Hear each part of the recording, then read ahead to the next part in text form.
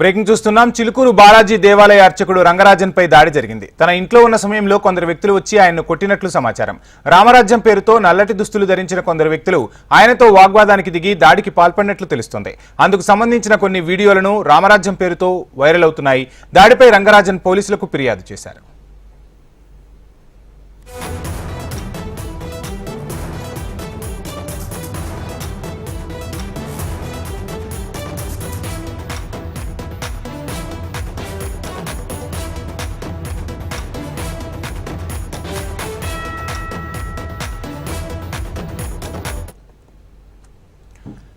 చిలుకూరు బాలాజీ దేవాలయ అర్చకుడు రంగరాజన్పై దాడి జరిగింది. తన ఇంట్లో ఉన్న సమయంలో కొందరు వ్యక్తులు వచ్చి ఆయన్ను కొట్టినట్లు సమాచారం. రామరాజ్యం పేరుతో నల్లటి దుస్తులు ధరించిన కొందరు వ్యక్తులు ఆయనతో వాగ్వాదానికి దిగి దాడికి పాల్పడినట్లు తెలుస్తోంది.